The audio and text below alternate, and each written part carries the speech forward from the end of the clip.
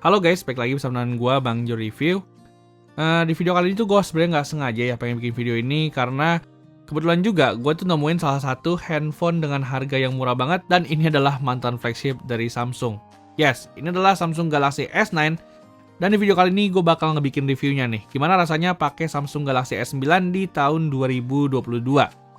Nah, di sini tuh disclaimer dulu sebelumnya, HP ini tuh ada sedikit minus terutama di bagian layarnya, which is HP ini tuh mengalami green screen.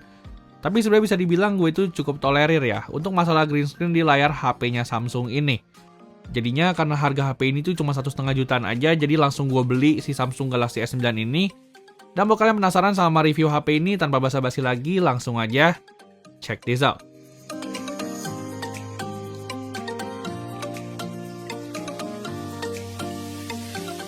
Oke, kita mulai dulu pertama-tama dari alasan kenapa gua pengen beli HP ini meskipun HP ini tuh mengalami green screen.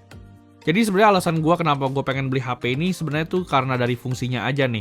Karena ini adalah HP mantan flagshipnya Samsung, yang dimana tentu aja dari segi experience-nya HP ini tuh nggak jauh beda apabila kita bandingin sama HP-HP flagship Samsung di tahun 2022 ini. Dan sebenarnya tuh kenapa gue beli si Samsung Galaxy S9 dalam kondisi green screen ini tuh sebenarnya karena HP ini layarnya masih bisa diakalin nih.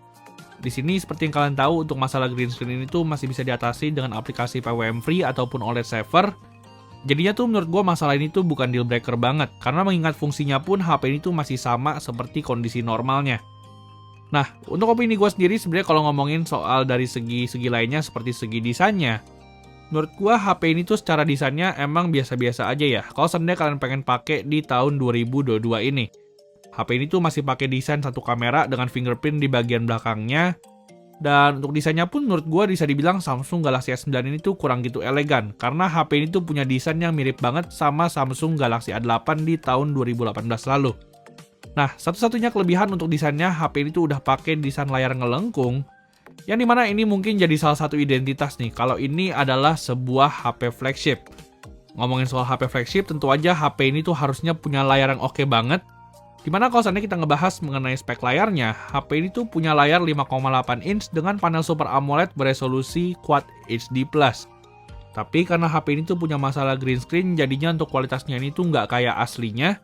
Dan mungkin masalah ini tuh bisa jadi deal breaker buat kalian ya, meskipun kalau menurut gue pribadi sih nggak gitu masalah. Cuma palingan yang lebih gue nggak sukanya lagi, HP ini tuh speakernya menurut gue kurang gitu bagus. Dimana meskipun kita tahu Samsung Galaxy S9 ini tuh punya setup dual stereo speaker, tapi menurut gue untuk kualitas suara yang dihasilkan dari HP ini tuh kurang gitu oke nih. Menurut gue sih agak sedikit sember, terutama kalau seandainya volumenya kita gedein.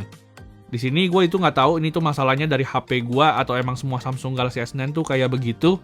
Jadinya kalau seandainya kalian tuh pakai Samsung Galaxy S9 dan mengalami hal yang sama kayak gue, mungkin kalian di sini tuh bisa sharing sedikit nih mengenai kondisi speaker kalian di kolom komentar.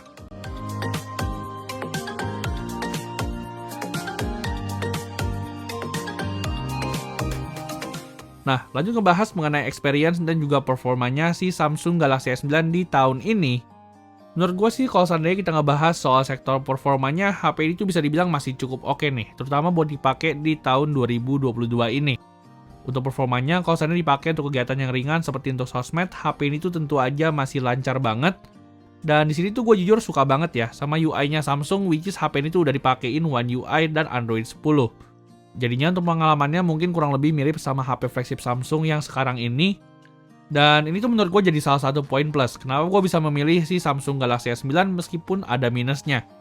Ngomongin soal dapur pacunya pun, HP ini menurut gue juga masih cukup mumpuni karena HP ini tuh pakai chipset flagship yaitu Exynos 9810. Yang dimana meskipun banyak orang yang meragukan chipset Exynos dari Samsung, menurut gue pribadi secara pengalaman gue HP ini tuh cukup lancar ya meskipun kita pakai HP ini untuk kebutuhan gaming. Di sini untuk kebutuhan gaming seperti PUBG Mobile, HP itu masih bisa ngejalanin frame rate 60 fps dengan gameplay yang nyaman.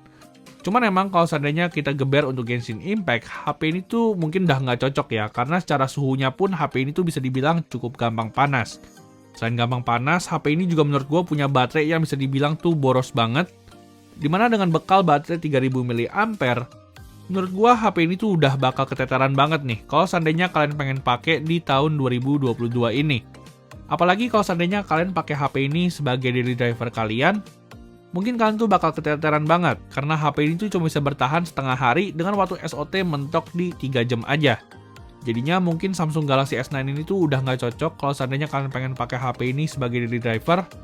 Tapi at least kalau seandainya HP ini dijadiin HP kedua, mungkin HP ini masih cocok nih. Karena menurut gua secara performanya HP ini tuh masih bisa dibilang cukup oke.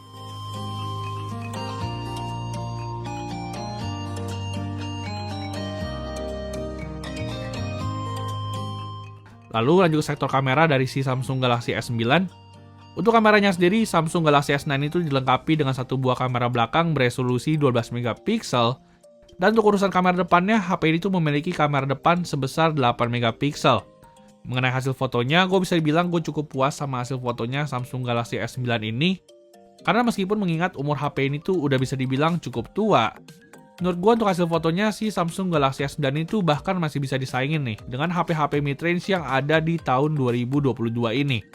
Untuk hasil fotonya, HP ini tuh masih kelihatan tajam dan juga punya HDR yang bagus. Dan untuk kamera depannya pun gue juga cukup suka, karena HP ini tuh bisa dibilang punya hasil foto kamera depan dengan FOV yang cukup lebar. Jadinya bisa dibilang Samsung Galaxy S9 itu bakal oke kalau misalnya dipakai untuk selfie rame-rame. Dan so far gue nggak ada komplain sama sekali nih untuk hasil fotonya si Samsung Galaxy S9 ini.